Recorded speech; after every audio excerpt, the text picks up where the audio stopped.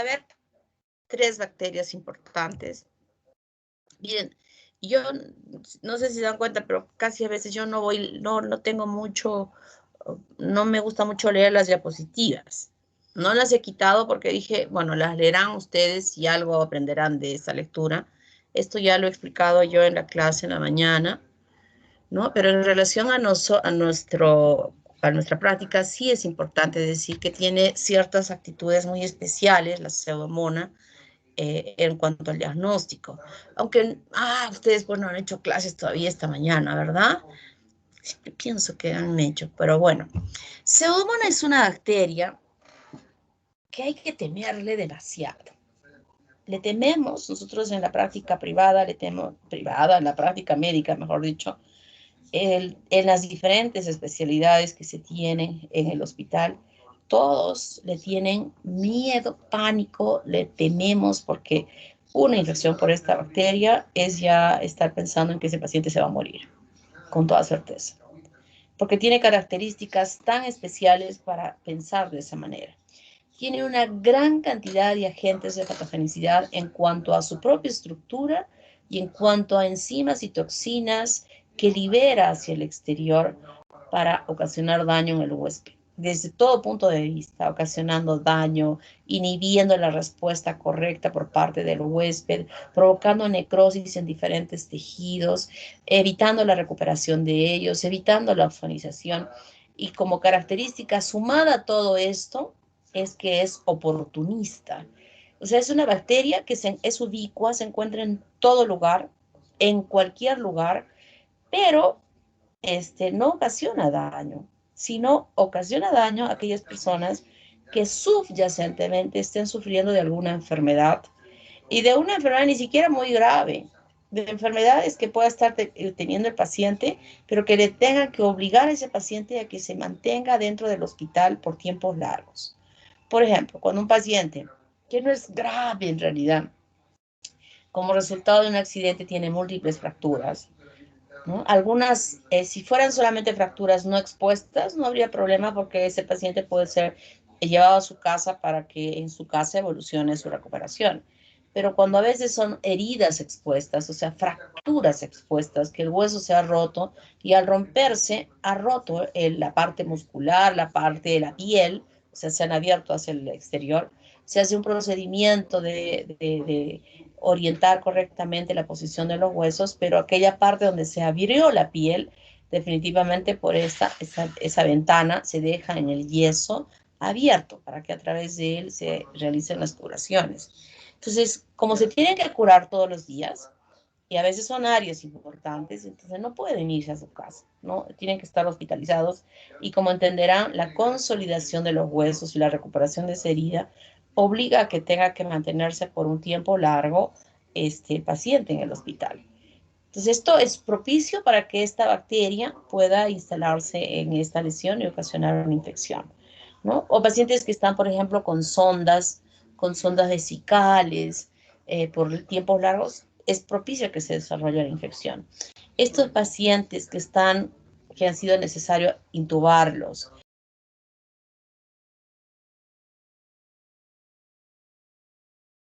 esta intubación. ¿Por qué? Porque si se mantiene esta intubación en el COVID, todos los pacientes que necesitan de ventiladores asistidos, puede dañar las cuerdas vocales y ya no va a poder recuperarse si es que se recuperan, en poder hablar bien. Entonces lo que se hace es hacer una traqueostomía. O sea, les hacen una traqueostomía y ya se conecta directamente el respirador a la tráquea y allí se protege de que estas cuerdas no sean afectadas a futuro. Y ese hecho de que tengan que estar manteniéndose, como ustedes habrán estado observando, a veces con un pariente o un amigo, que tienen que estar con mayor tiempo, o sea, un tiempo más largo, dentro del hospital, y el hospital es una fuente de infección para esta bacteria. Y el comportamiento de esa bacteria frente a la terapia antimicrobiana, ustedes ya se pueden imaginar, ¿verdad? Va a ser ¿cómo será el comportamiento de las bacterias a los antimicrobianos? Resistentes. Resistentes. ¿Quiénes dijeron eso? Teresa Guamaní. Brigitte, doctora. Brigitte, ¿qué apellido es Brigitte? Larico, doctora. Brigitte Larico. Brigitte, Teresa. ¿Quién más? ¿Alguien más dijo alguito? ¿Nadie más? Bueno, entonces fíjense, agresiva por todo lado, resistente a los antimicrobianos y además sumamos a eso lo que dije.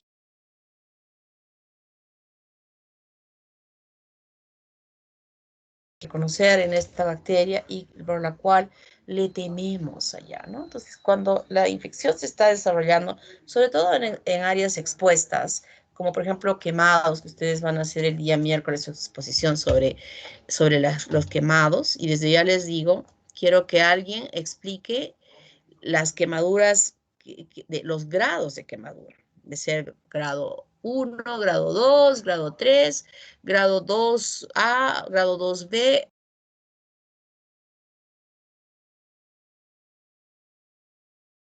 Y un área extensa del cuerpo. Y nos van a hablar sobre en el tratamiento. Quiero que me digan qué sucede con este quemado, cómo debe atenderse al principio, qué situaciones va a sufrir respecto a diríamos, a la respuesta a la extensión de esta quemadura, donde sabemos que la piel que cubre nuestro cuerpo cumple diversas funciones y una de ellas es justamente proteger todo el sistema hídrico interno para que no se llegue a eliminar agua, electrolitos a través de la piel. O sea, esa piel con las diversas capas que ustedes han aprendido en histología cumple un propósito importante, no solo de decir protección sí, pero protección respecto a qué cosas, respecto a infecciones, respecto a pérdida de líquidos, etcétera, etcétera, etcétera, ¿no? Es una barrera sumamente importante. Entonces, ¿qué pasa cuando esa barrera se destruye? ¿Qué va a suceder? Así es que investiguen bien porque es un aprendizaje, no para presentar el caso clínico ahora, es para siempre. ¿Cuántas veces cuando estén haciendo su práctica privada, ya como profesionales, no solo privada, y como médicos generales, tendrán que estar atendiendo situaciones de infección, de quemaduras que se puedan desarrollar, ¿no? Entonces, hay que saber y lo van a aprender desde ya. Entonces, frente al diagnóstico que nosotros podamos saber incluso de solo mirar las secreciones en ese quemado que esté humedeciendo los apósitos que están cubriendo las lesiones, nosotros de solo ver allí, por el color característico de la secreción, ya estamos pensando que puede ser una pseudomonas. Y además por el olor característico olor a frutas, más que de olor a frutas, yo diría olor a uvas que se llega a observar en el paciente, en la herida. De repente a frutas cuando vemos los cultivos, pero a uvas cuando estamos frente a una infección que se está traduciendo en la liberación de secreciones de un verde limón característico que ustedes van a aprender. Negativo para descarboxilasa de lisina y de ornitina.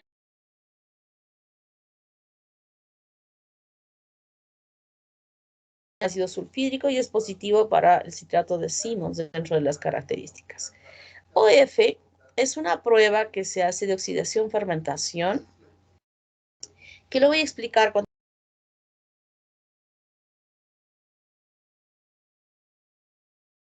el oportunista. ¿Qué significa oportunista? Que infecta al que tiene algo de fondo. Nosotros tenemos pseudomonas. ¿Dónde tenemos pseudomonas? Tenemos pseudomonas en el tubo digestivo. ¿Tenemos alguna infección por pseudomonas? No la tenemos. Pseudomonas existe en las flores. Tenemos pseudomonas. Ahorita yo estoy ahí en mi mesa con un nido, un cultivo de pseudomonas, porque me regalaron flores por el Día de la Madre y están ahí todavía las rosas manteniéndose, miren, desde la semana pasada. Y ahí está mi cultivo de pseudomonas, porque allí debe haber. Es ubicua, está por todos lados. Ya me asusté, ya de que estaba en mi cultivo Pseudomonas ahí, antes de eliminar, le voy a echar lejía en el florero antes de eliminar las flores para no contaminarme. Bueno, entonces es ubicua. En el caso de los pacientes que usan sondas, por el tiempo, ¿quién usa sonda? No usa sonda para hoy y mañana. Son pacientes crónicos que van a estar conectados a las sondas. Entonces, esta cronicidad,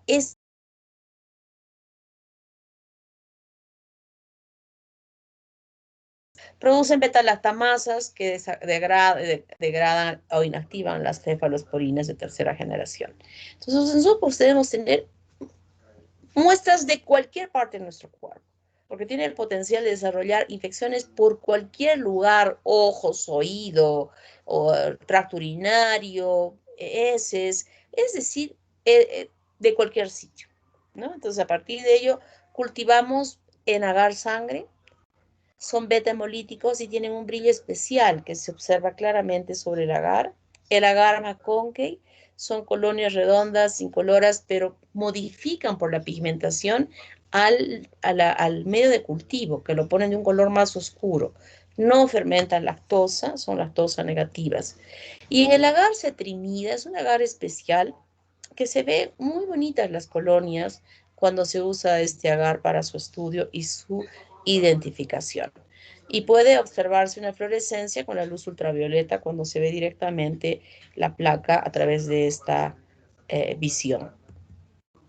Tenemos, miren, el agar sangre, como ven, tiene una beta-hemólisis que se está notando por aquí. Voy a activar mi punterito. Ahí está. En el agar McConkey, ven, miren cómo se nota oscuro. No se ve, y cuando estos pasan las horas y todo se ve de un color oscuro. Este lagar cetrimida, miren, este es el color verde limón característico y típico que nosotros observamos de esta bacteria. En el agar caseína, miren cómo se ve este halo de color verde. Y en el antibiograma de Müller-Hinton, que ya hemos visto que se emplea para todas, miren este color. Es la pigmentación de la piocianina y la pioverdina, son las que ocasionan estos colores que se observan en este estudio para poder observar el crecimiento, el halo de inhibición del crecimiento. Miren, resistente, resistente, resistente, resistente, resistente, resistente. Aquí hay un halito, aquí hay otro halito, este también es resistente. De todo este set, aquí hay ¿cuántos? 5, de 10, podríamos pensar que estas dos podrían servirnos para poder apoyar en el tratamiento. Entonces nosotros tenemos aquí la pseudomona con este set. Pseudomona para TSI. Es un color que se mantiene. Aquí la bacteria no fermenta ningún tipo de azúcar, no tiene esa capacidad de fermentar. Lo que hace es oxidar, pero no fermentar. Ustedes ya están entendiendo lo que estoy hablando, ¿verdad? Y entonces no hay ningún cambio en el color del TSI y se mantiene como que fuera su propio color. Luego tenemos aquí a Lía. Aquí sí degrada lisina. Urea, no tiene ureasa. Sí produce el citrato, es positivo. Y este mío, que hemos dicho movilidad, que hemos dicho indol, el indol es negativo, no hay movilidad y se ha vuelto de un color, el mío es movilidad, indol y ornitina. Y este no fermenta la ornitina, por eso es que toma este color de color azul. Por eso es ornitina negativo. Entonces este es un set que nosotros tenemos de pseudomona que nos permite a nosotros diferenciar, pero les aseguro que lo hacemos ya por fines de estudio, que hacemos esto porque ya al visualizarla en su agar, cómo crece, cómo tiene esta morfología, y más aún si sembramos en cetrimida, ya estamos dando el diagnóstico de que estamos frente a esta bacteria. Y que lo que nos interesa es hacer el antibiograma. Aquí están todas las pruebas, miren, que se hacen. Todas estas pruebas, y aquí tenemos el TSI, donde dije que no hay fermentación, urea negativo, citrato positivo, el zinc, Aquí no es el mío, aquí es el zinc. Miren, no hay movilidad y es el indol negativo. El Voges Pasquer y rojo de metilo es negativo. Y aquí está el día, ¿no? Que se nota bien. Esta es una prueba de nitrato que se hace si es que produce nitrato, nitrito a nitrato. Esta es la bacteria de la coloración de Gram, son bacilos chiquitos, que les llamamos incluso cocobacilos. Cocobacilos. Y esta acá el agar. Este es el tubo que les decía de OF que nosotros empleamos. En el cerrado se coloca una capa de parafina y lo voy a poner aquí para entenderlo mejor. A ver. OF es un medio que nos permite valorar la oxidación y la fermentación. Estos son los tubos originales. Sobre uno de los tubos se coloca acá, puede colocarse aceite o parafina, que va a provocar una situación de anaerobiosis en esta parte. Entonces aquí podemos en la anaerobiosis evaluar la fermentación y en este caso evaluamos la oxidación. Tenemos aquí como azúcar para desarrollar esta acción, tenemos a glucosa. Glucosa va a ser nuestro nuestro indicador aquí es el azul de bromotimol, pero el carbohidrato que se va a emplear es glucosa. Entonces, cuando se pone el color amarillo en este tubo abierto, que no está cerrada con la parafina, hablamos de que hay oxidación. Entonces yo siembro a una bacteria en los dos tubitos, con una aguja de cole, siembro en el agar, porque aquí es como un agar que se prepara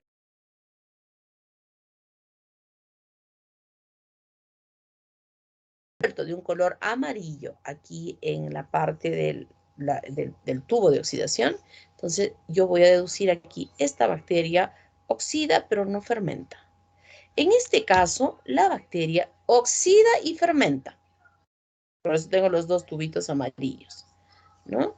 Y aquí el pH es muy importante y lo que puede suceder es que pueda haber, cuando hay un pH mayor que se pueda estar desarrollando, se torne de color azul, un color azul verdoso, en el proceso en que se esté encontrando una mayor, no haya, diríamos, porque recuerden que la fermentación y la oxidación van a producir un pH ácido.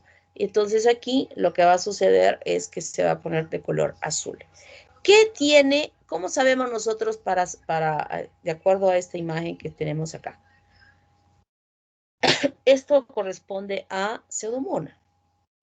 Tenemos de color amarillo en el que está abierto y este que está cerrado con la parafina, mire, se siembra así como una aguja, está manteniéndose de color verde.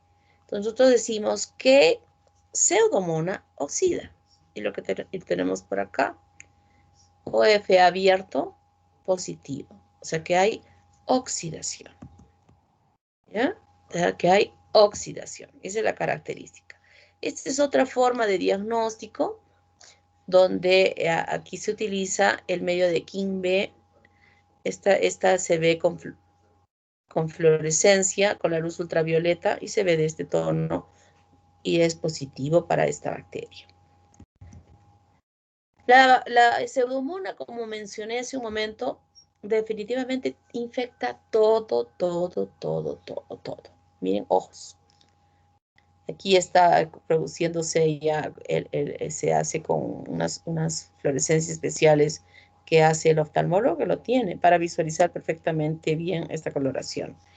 ¿En qué pacientes vamos a encontrar infección de Pseudomonas en el ojo? En aquellos que usan, en la mayoría de los casos, que tienen lentes de contacto. O pudiera ser que ha habido un accidente de una planta o algo que se le haya metido un pinchazo al ojo, que también, si es que no ha habido una atención rápida, podría estar ocasionando esta infección. Infecciones pulmonares. Miren cómo se observa en la tomografía el daño a nivel del pulmón. Esta mañana en la clase estuve contando y me lo voy a contar también en las otras clases, porque a veces de situaciones que se viven, es que uno recuerda más. Como les comenté en algún momento, tal vez yo hago clases con a obstetricia, enseño microbiología también a ellos. Claro que les enseño pues súper facilito, ¿no? Si ustedes, si les pusiera los exámenes que les pongo a ellos, no es que quiera molestar, pero si les pusiera el examen que les pongo a ellos, ustedes sacarían puro 20, 20, 20, 20, 20. Bien sencillito. Les enseño poquitito, poquitito y les tomo exámenes bien sencillitos. Porque me interesa más que enseñarles a ellas para que sepan cómo evitar las infecciones, ¿no? La responsabilidad como personal de salud tienen ellas.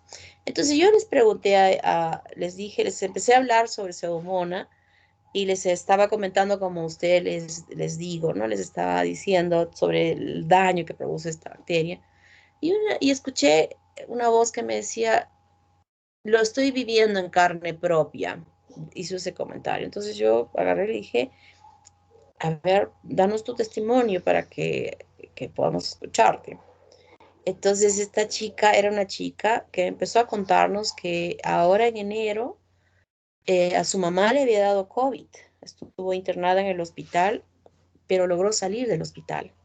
Pero cuando salió no se la veía muy bien y progresivamente iba no evolucionando bien, sino mal, ¿no? Y finalmente murió y la señora hizo una complicación de una infección de pseudomonas por infección pulmonar por pseudomonas y se murió. Y ahora, y parece ser que en una de las características de esta bacteria cuando infecta el pulmón, puede hacerse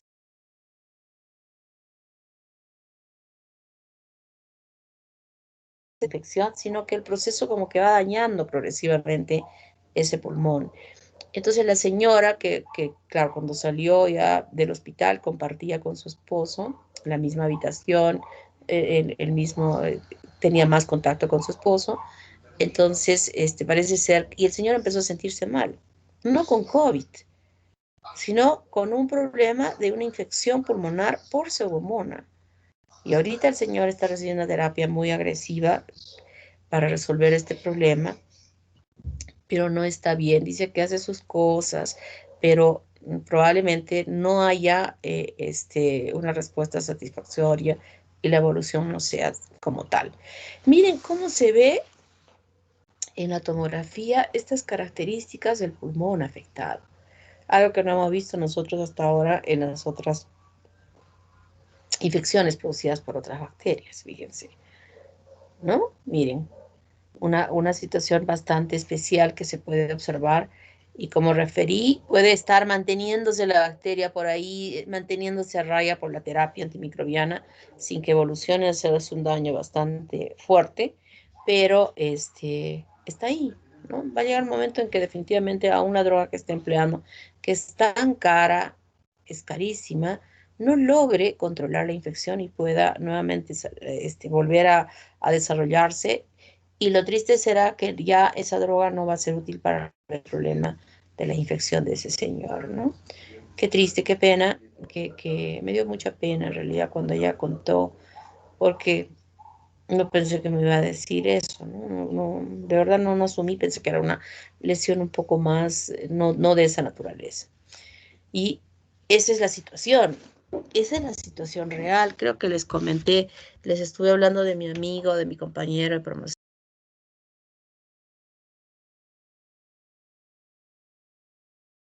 hizo su residencia y creo que tuvo la oportunidad para irse a trabajar a Chile conjuntamente con su esposa que era anestesióloga y les fue re bien, o sea, muy bien, muy bien, muy bien, económicamente les fue muy bien. E incluso uno de sus hijos estudió medicina en la Católica y después se ha ido a Chile, y ya creo que tiene una especialidad en Chile, este chico, el hijo de mi amigo, porque definitivamente la medicina en Chile pues es carísima, ¿no? Y él estudió acá, su hijo. Bueno, mi amigo se infectó de COVID hace meses, creo que les estuve hablando a algunas, hasta en el semestre pasado, y que estuvo mal, pero se complicó con Pseudomonas. hasta ahora está mal, pero frente a lo que estuvo, creo que hay vicios de que pueda recuperarse. Pero tuvo esta infección, ahorita lo están, no puede salir de esta bendita infección y ahora hasta lo están dializando, ¿no? Así es que es una bacteria que no, que hay que temerle. Miren, como esta secreción verdosa que ustedes van a ver sobre las heridas, ya nos están diciendo que allí hay pseudomonas. Puede llegar a cualquier lugar y de donde nosotros investigar. Muchas veces, como les digo, hasta ese color de pseudomonas, me dice, ¿qué es pseudomonas? Pero tengo que cultivar, fundamentalmente con el deseo y la esperanza de que algún antimicrobiano que voy a usar pueda resultar positiva. Miren, por todo lado, puede llegar pseudomonas y ocasionar una infección. Y a través de nuestra muestra biológica nosotros hacemos ya el tratamiento correcto. Vamos a ver un videíto. A ver. ¿Por qué no? ¿Por qué? A ver. ¿Por qué no se puede? Creo que tengo que copiar, ¿no? ¿Algunas preguntitas hasta acá? Uy, ustedes van a ver mi WhatsApp. ¡Qué horror! Van a ver mi vida. ¿Y esta cosa? ¿Qué hace ahí? Es una opción para que pueda compartir el control de su computadora, pero no sé cómo se saca de arriba. Qué raro. Esto no aparecía antes, ¿no? Ya, se fue. Ah, no, pero tengo que salir de acá. Este es un videito largo, ¿eh?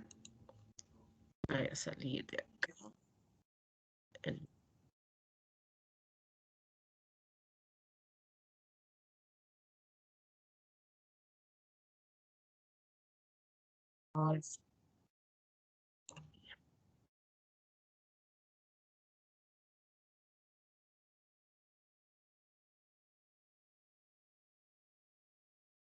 Y está aquí de todo, ¿eh?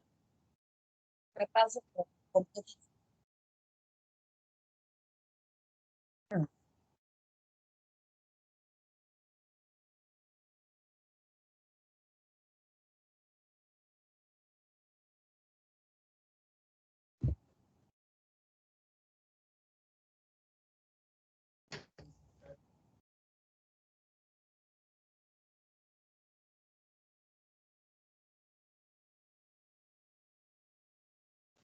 Doctora, no se escucha.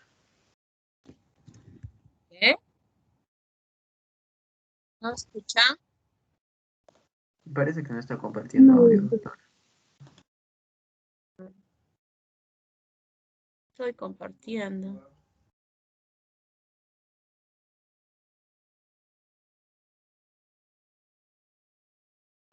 Screen. Ahora sí escuchan. Doctora. ¿Escuchan? ¿Ah? No, doctora, es que creo que No. puso en la opción cuando le bajó esa cosita de arriba, esa barrita, le puso no compartir audio del No sistema. se escucha. A ver, ¿qué me dices, perdón? Que cuando le apareció esa barrita arriba, le puso creo no compartir audio sistema. No te creo. ¿Y ahora cómo va a aparecer esa barrita? Mueva su puntero, doctora, arriba, arriba de la pantalla. ¿Y ahora? ¿Acá? No, mucho más arriba hasta que, no sé, hasta que toque el filo de la pantalla. Estoy tocando hasta el filo. Más por el centro. Ahí, Allá, allá, ahí allá, al allá. lado donde dice ceder Arriba, control. no, Sí, ahí, en el medio. Ahí. Ahí. incluir sonido. Ajá. Caray. Ven, yo voy aprendiendo de ustedes, pues me enseñan. Ya, a ver, ahora voy a entrar aquí. Voy a entrar aquí. Voy a cerrar aquí. Voy a compartir. Voy a hacer este clic acá. Y luego voy a ir acá.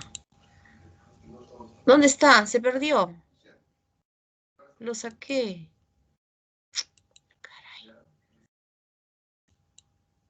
Este le quito acá, copio. Ahora pongo acá esta cosita de acá. Ahora pongo aquí, le hago clic.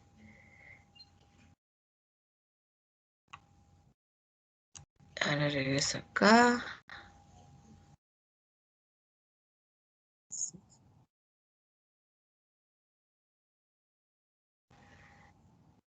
Ahora sí, ahora sí. Niños, No, doctora. No, doctora, no se escucha nada.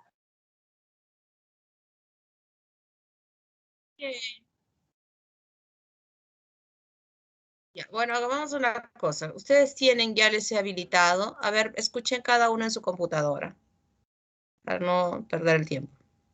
¿Ya? Dura 30 minutos, es las 4:50. A las 5:20, uy, es muy largo. Ya, 5:20. 5:20 nos contactamos, ¿ok? A ver, intenten. A ver, abran y revisen. Yo no entiendo por qué no puedo. ¿Por qué no puedo?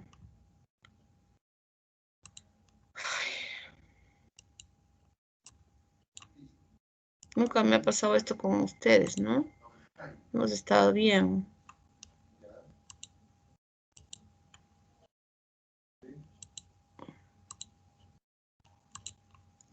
Ajá, ya sé dónde, ya sé. Ya me di cuenta. Ya me di cuenta por qué. Ay, caray.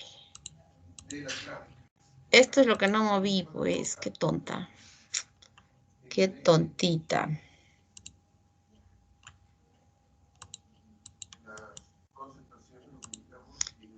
Eso era lo que no había hecho. Ahora sí va. Formación de En el Ahora estudio de sí, la ¿verdad? microbiología es muy Sí, importante doctora. Sí, doctora. que los bichos cuya multiresistencia a antibióticos puedan generar complicaciones severas y ensombrecer el pronóstico de los pacientes, al igual que el conocimiento de su biopatología y factores de riesgo es básico para poder enfrentar a dicho microorganismo. Por eso, el día de hoy hablemos de la Pseudomonas aeruginosa. Comienzo. Su perfil básico nos indica que es una bacteria. Recuerda que este grupo de microorganismos les gusta la invasión, la destrucción y la inflamación del tejido al que están ocupando. Si los tiñes con el método de Gram a una secreción potencialmente infectada utilizando esta metodología de pinturas, vas a tener que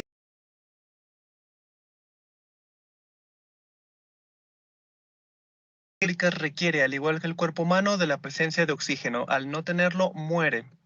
Y, desde luego, existen bacterias que pueden vivir con nosotros de manera simbiótica, no nos hacen daño ni nosotros a ellas. La pseudomona no es una de estas. Esta llega de fuera a hacernos daño, a hacer de las suyas. Muy importante tener en cuenta que abunda en el medio ambiente, resiste mucho tipo de cambio de temperatura, incluso periodos prolongados en objetos inanimados. Pero si tú le preguntas al microorganismo qué tipo de ambiente predomina o qué tipo de ambiente prefiere para su metabolismo y crecimiento, te va a decir que el ambiente húmedo y caluroso. La vía de transmisión es a través de secreciones infectadas, de superficies contaminadas, de contacto directo y sobre todo de secreciones de la vía respiratoria de una persona infectada. Desde luego, objetos inanimados pueden estar también involucrados en la vía de contagio y claro, la deficiencia en cuanto a la higiene, en la manipulación y curación de heridas infectadas puede ser un factor determinante para el contagio y desde luego la transmisión de este bicho, conocido como un microorganismo oportunista, es decir, Sí hay portadores asintomáticos de la pseudomonas, claro. Sin embargo, esta siempre estará alerta para cuando haya la mínima posibilidad de hacer de las suyas, aprovecharla. También es conocido este microorganismo por tener resistencia a múltiples antibióticos. Precisamente dentro de su estructura y fisiología se encuentran mecanismos que le permiten la supervivencia y la resistencia a dichos agentes antimicrobianos. Muy importante, como el estudio de todas las microbacterias y microorganismos que estamos viendo en nuestro curso, el humano es su blanco principal y objeto de estudio, desde luego. Conocido también como un microorganismo encapsulado, recuerda que estos tienden a ser un poquito más bravos que los que carecen de la cápsula. Por lo tanto, eso hace que la Pseudomonas aeruginosa también sea un bicho de mucho cuidado. Como mencionábamos, puede sobrevivir durante meses en superficies secas y objetos inanimados. Por lo tanto, hay que tener y fomentar la higiene en cuanto a las manos y la manipulación de secreciones potencialmente infectadas, sobre todo en el personal de la salud. Anatómicamente, tiene la forma de un bacilo curvo, de una coma gramatical, al igual que otras bacterias que vamos a tener la oportunidad de ver. No forma esporas, sin embargo, como dijimos, es superviviente al ambiente externo por meses y a tenerlo en cuenta mucho por la vía de transmisión. Una vez que nos afecta, los lugares típicos que va a afectar son todos estos. Dentro de sus necesidades metabólicas se encuentra el uso de las herramientas catalasa y oxidasa, dado que es un microorganismo que utiliza el oxígeno para su supervivencia. Estas dos le ayudan para llevar a cabo sus funciones metabólicas y de obtención de energía a base del oxígeno. Conocida también como una bacteria nosocomial, típicamente la bacteria del Pseudomonas se encuentra en los hospitales. Otra de las razones muy importantes a tener en cuenta en cuanto a su resistencia hacia los antibióticos. Prefiere dentro del ambiente nosocomial u hospitalario las superficies húmedas y calurosas, sobre todo la que involucran tubos endotraqueales en pacientes con hospitalización prolongada. A tener en cuenta esto ante un examen o ante un escenario clínico de un paciente hospitalizado en estancia prolongada que de repente comenzó con signos típicos de una infección o con complicación de la patología base por la que había sido hospitalizado en primer lugar. Y vale, si de algo sirve, un punto positivo es que carece de un insecto intermediario. No hay insectos que nos puedan pasar la Pseudomonas aeruginosa. Hablemos entonces de la forma. Tiene forma de bacilo, tiene la típica pared bacteriana que otros microorganismos tienen, constituida de péptidoglucanos que ante la tinción de Gram toma la tinción rosa o rojo. También en una porción terminal consta de un solo flagelo que le permite la movilidad una vez que ha llegado al cuerpo y está invadiendo el tejido. Y además de la movilidad, contiene pilosidades a su alrededor y su periferia, que son como vellos que le ayudan a fijarse al tejido del órgano que está afectando y aferrarse a este. Por dentro,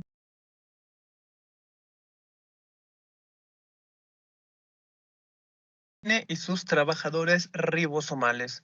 Y desde luego no podemos olvidar que consta del beneficio anatómico de la cápsula bacteriana, que le ayuda, además de factor de virulencia, le ayuda a sobrevivir más al ambiente áspero, a burlar al sistema inmunológico y desde luego a causar más daño al tejido que esté infectando. Pero también debemos de tener en cuenta que tiene factores de resistencia antimicrobiana, los cuales son estos. Las beta-lactamasas le ayudan a sobrevivir a la acción de las penicilinas y sus derivados. Las enzimas modificadoras de aminoglucósidos desde luego le protegen y disminuyen la efectividad de este grupo de antibióticos. Las bombas de expulsión que tiene alrededor de su cápsula para alejar y dejar libre a la bacteria del efecto antibiótico. Desde luego cuenta con porinas, que algunas otras bacterias que hemos visto también las tienen, que hacen precisamente de arma más brava de la Pseudomonas para poder perforar y destruir las células del hospedador. Y desde luego, como mencionamos, las cápsulas que son un factor protector, pero también un factor de virulencia. Y hablando de factores de virulencia, hablemos de la endotoxina del Pseudomonas aeruginosa, que consta de una sustancia denominada lipopolisacárido, y esta es la que generalmente crea más daño a los tejidos. Además del daño directo, es la que llama al sistema inmune para generar una batalla campal en ese lugar, en ese tejido, y desde luego la inflamación secundaria, generar daños a nivel del órgano que estén afectando, desde luego. Existe otra sustancia dentro de sus factores de virulencia que se llama exopolisacárido mucoide, el cual genera una lesión histopatológica denominada biofilm. Es una capa pegostiosa de mucosidad que encapsula las pseudomonas aeruginosas dentro del órgano que están afectando y las protege, tanto de la respuesta inmune como de las defensas físicas del órgano propio, y además les ayuda a que creen multiplicación y se hagan más virulentas, sin interrupción, desde luego, de factores del cuerpo como la temperatura, la respuesta inmune, el pH. Las defensas químicas y físicas no las tocarían, generando entonces una protección extra, además de las que ya tienen. Existe también la fosfolipasa, una de sus armas principales que utiliza para perforar y despedazar las membranas celulares. La endotoxina A entra en las células a las que va a atacar e inactiva la síntesis de proteínas. Por lo tanto, las células de nuestro cuerpo que son afectadas por la pseudomona no tienen modo de defenderse, dado que incluso sus mismas necesidades metabólicas son inhibidas por la endotoxina A de la Pseudomonas aeruginosa. Y dentro de los daños celulares existe un daño oxidativo provocado por la pseudomona y una sustancia virulenta dentro de sus factores de agresividad.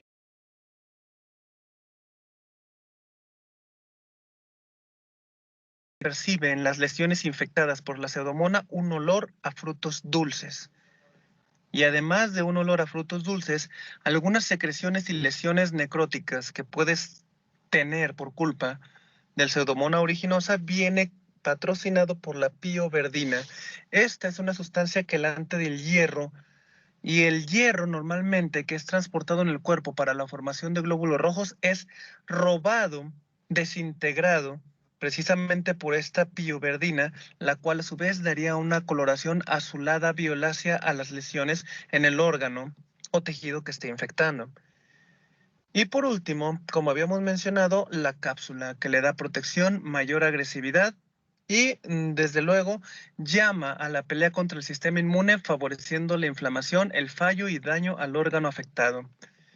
Claro, a tener en cuenta, desde luego, los factores de riesgo, desde heridas, quemaduras, heridas contaminadas, enfermedades granulomatosas, compromiso del sistema de defensas, hasta uso de drogas IV, sin los debidos métodos de... Las secreciones de una persona infectada sin duda son una de las principales vías de contagio que debemos de tener en cuenta, tanto en la comunidad como en el ambiente hospitalario.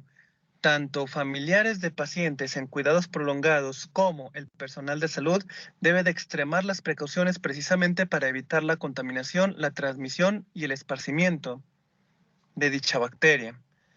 Los objetos inanimados típicamente a tener en cuenta son objetos que han sido sometidos a humedad y a calor, sobre todo los que han sido sometidos a esterilización con vapor. Y desde luego, esa esterilización tenga fallos en cuanto a la higiene y a los métodos de asepsia y antisepsia. Uno de los objetos inanimados que popularmente pueden contener pseudomonas y generar daño en el cuerpo una vez que son utilizados son los lentes de contacto, generando desde luego lesiones al globo ocular. Las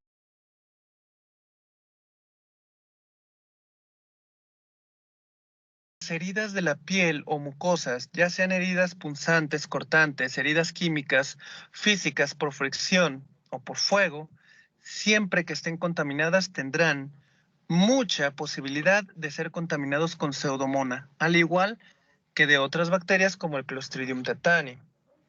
Y claro, el material hospitalario, lo cual hace que los enfermos en estancia hospitalaria prolongada sean un blanco de ataque predilecto de la pseudomona para hacer de las suyas. Y al hacer de las suyas nos referimos a que una persona que ha contraído la infección por pseudomona puede manifestar los síntomas típicos o síntomas generales de cualquier infección bacteriana. Y estos son fiebre, taquicardia, ahí me faltó una C, respiraciones aceleradas, malestar, debilidad, cansancio, sensación de atropellamiento.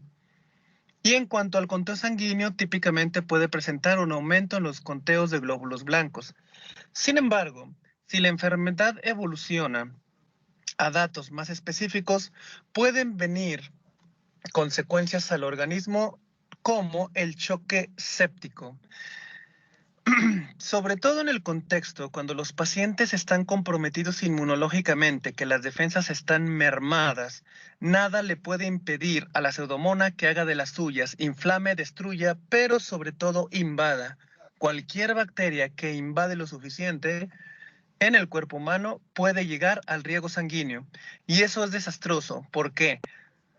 Hay de dos sopas. Sopa 1. La bacteria entra al riego sanguíneo y tiene acceso a cualquier órgano que le guste de tu cuerpo para poder infectarlo, invadirlo e inflamarlo. Y sopa número 2.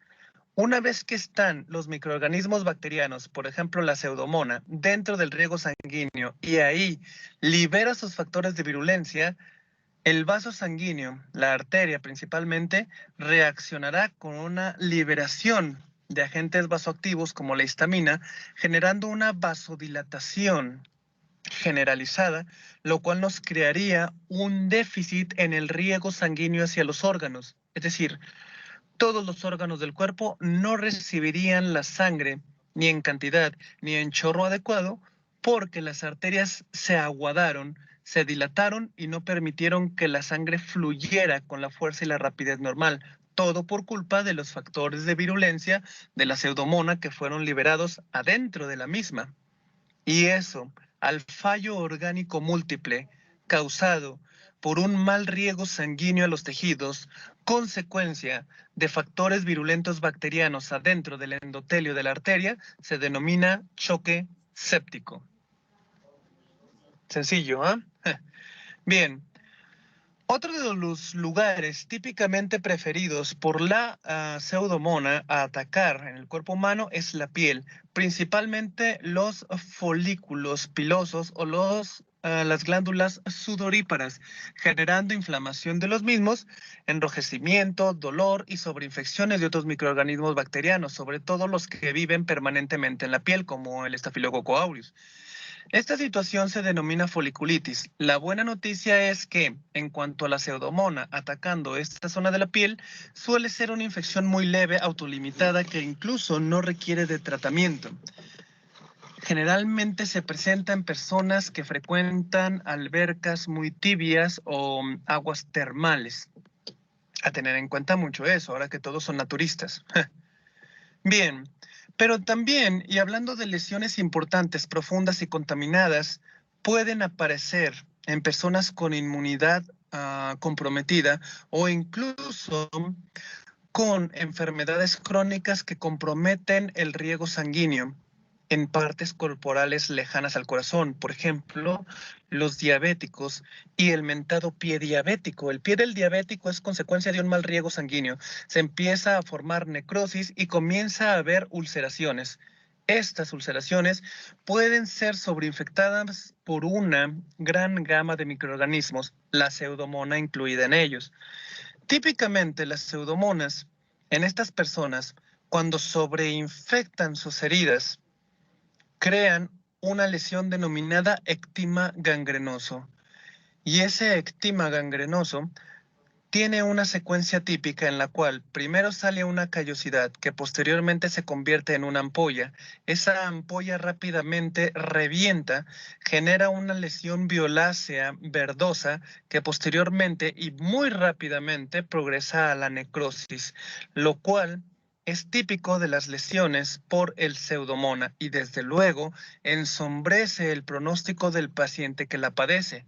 Sobre todo y a tener en cuenta que cuando veamos el tema de la diabetes, veremos que es de las principales causas de amputación de extremidades inferiores en la población general que lo padece. sobre todo si te encuentras en uno de los países, primer lugar en personas con ese factor de riesgo y esas enfermedades crónicas.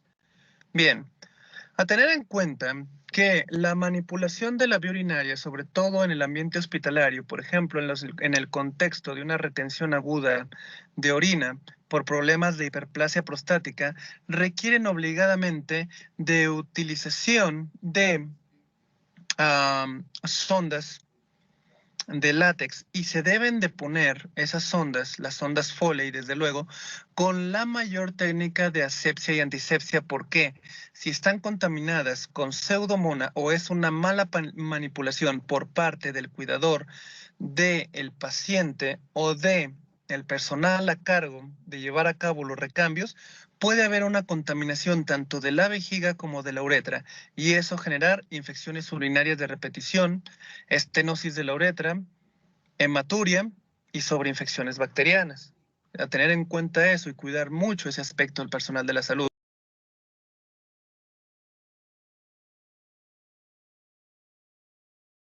Son infectados por la pseudomonas aeruginosa y al utilizarlos puede haber consecuencias desde conjuntivitis directamente por la pseudomonas o por sobreinfecciones hasta infección e inflamación de la córnea, ulceración de la misma que ocasiona opacidad en el campo visual. Las ulceraciones que progresan en la córnea requerirían obligadamente a posterior tiempo de un trasplante de córnea, disminuciones de agudeza visual y desde luego lesiones que pueden llevar a una pérdida de la visión permanente. Muy en cuenta con este pequeño factor de riesgo y si utilizamos lentes de contacto, que es uno de los objetos inanimados más frecuentemente infectados por pseudomonas, llevar a cabo los métodos de esterilización adecuados para minimizar los riesgos. Bien. En el contexto de infecciones profundas que pueden llegar a afectar estructuras óseas, tenemos la osteomielitis.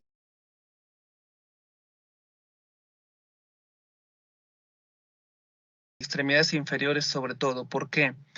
Un hueso infectado, sobre todo por la pseudomonas, que es conocido microbio multiresistente a antibióticos, rara vez puede revertir esa infección y la única solución es la amputación para prevenir precisamente que suba la infección, sobreinfecte y caiga el paciente en un choque séptico. Claro, te estoy hablando del contexto de un pie diabético sobreinfectado, pero cualquier infección de pseudomonas, donde sea que la tengas, que pueda llegar lo más profundo, además del vaso sanguíneo, afectar al hueso, estás en gravísimas dificultades.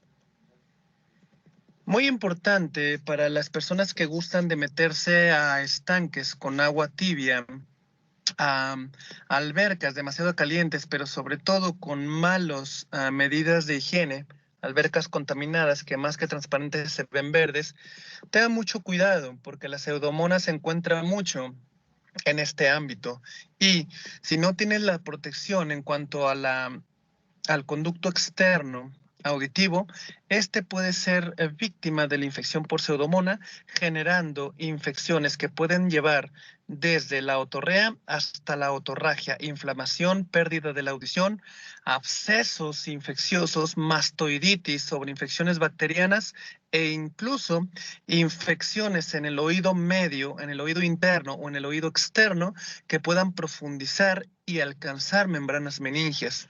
Tener muy en cuenta eso y tener mucho cuidado los usuarios de albercas que frecuentemente no tengan las respectivas medidas de limpieza. Bien. Entonces, otra de las estructuras afectadas es el endocardio, principalmente cuando la pseudomonas ha infectado con suficiente profundidad, ha llegado al riego sanguíneo y se ha esparcido a múltiples órganos. Uno de los órganos en los que puede estacionar es el corazón, el endocardio principalmente, donde puede haber consecuencias desde insuficiencias valvulares, arritmias, generación de aneurismas, lo cual puede traer como consecuencia un bajo gasto cardíaco y el riesgo de un choque cardiogénico.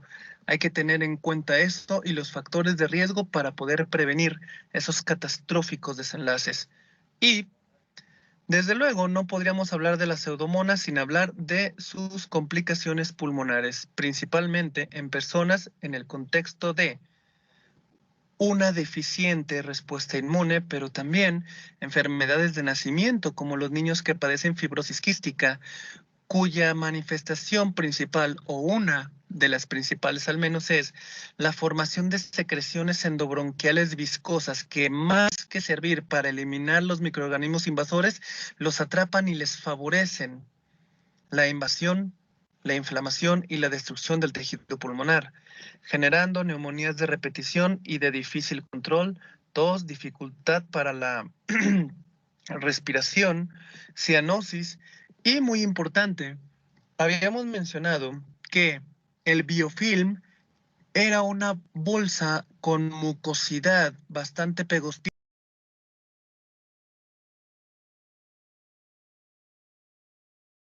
inmune, protegiéndola de las barreras físicas y químicas del cuerpo, generando entonces que éstas crezcan, generen más factores de virulencia, pero nadie pueda hacerles frente. Entonces, en el pulmón es el órgano donde con más frecuencia vas a encontrar la formación de biofilm por parte de la pseudomona. Claro, cualquier parte del cuerpo que esté infectada por pseudomona puede generar pero con más frecuencia y por mucho, el pulmón es donde más veces lo vas a encontrar. Sencillo, ¿verdad?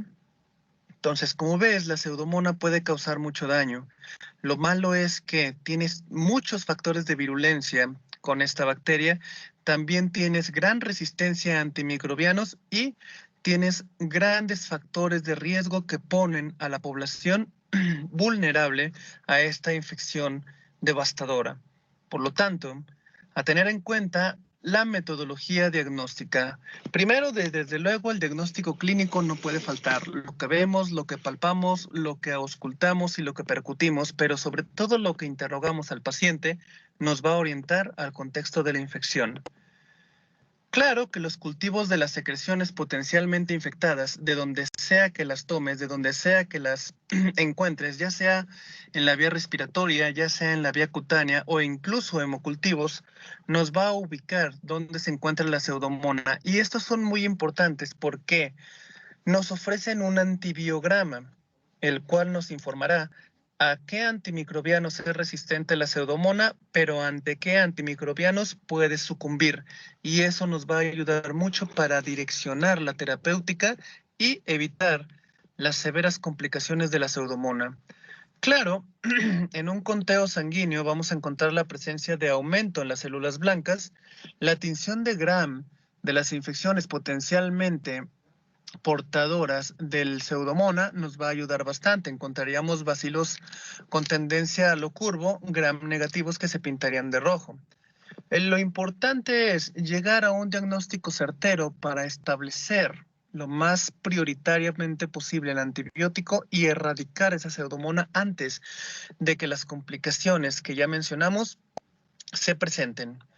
Pero claro, como hemos mencionado, no todas las manzanas son verdes. Tenemos que diferenciar del pseudomona con todos estos microorganismos a tener en cuenta para poder direccionar el tratamiento específico y evitar precisamente las terribles complicaciones, que serían todas estas que ya mencionamos previamente. Y una vez llegando, como mencionamos, al diagnóstico, establecer el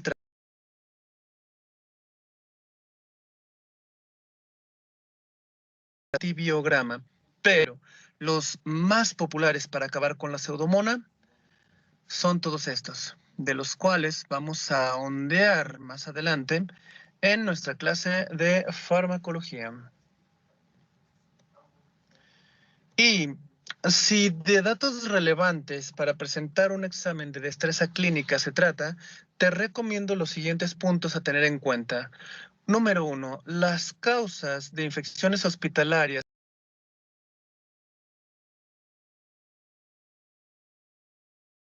de prolongada hospitalaria, te debe de prender el foco de sospecha de pseudomona. Número 2, los pacientes, como mencionamos, sobre todo los nenes que padecen la fibrosis quística, tienen mayor riesgo de neumonías por esta bacteria. En la infección pulmonar por Pseudomonas aeruginosa, es más frecuentemente, como habíamos mencionado, encontrar la presencia de los biofilms, esas bolsitas protectoras que favorecen el crecimiento y los factores de virulencia de la Pseudomonas aeruginosa. Como habíamos mencionado, si te presentan un caso clínico de una persona que tiene foliculitis y que previamente fue expuesta a baños prolongados con agua caliente, ya fuera en albercas, en estanques, en aguas termales, piensa en esta bacteria y dirige el diagnóstico antes de que haga de las suyas.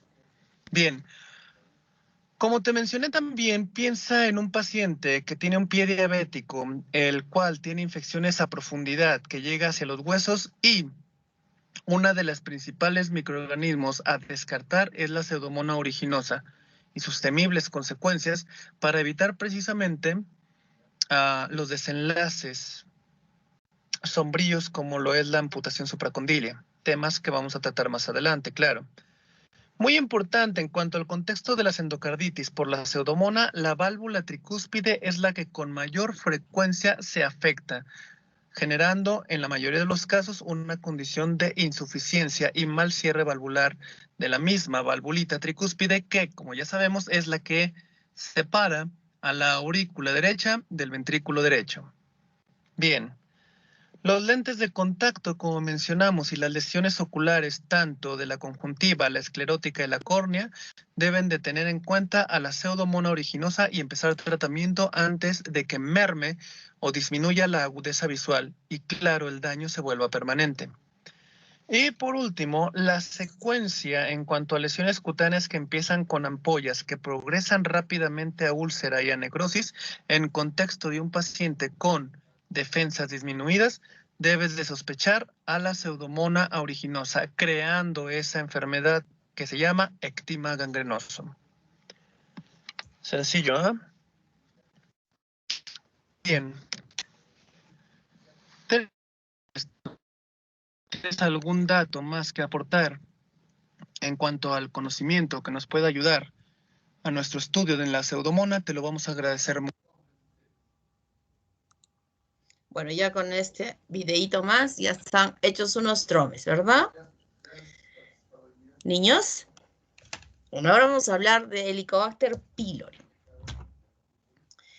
Esta bacteria está asociada al desarrollo de las gastritis crónicas, pero lamentablemente no queda solo en esa mención de hablar de gastritis crónica, con la manifestación clínica que está dada, sino además la evolución a cuadros sumamente graves, como son una úlcera gástrica que puede llevar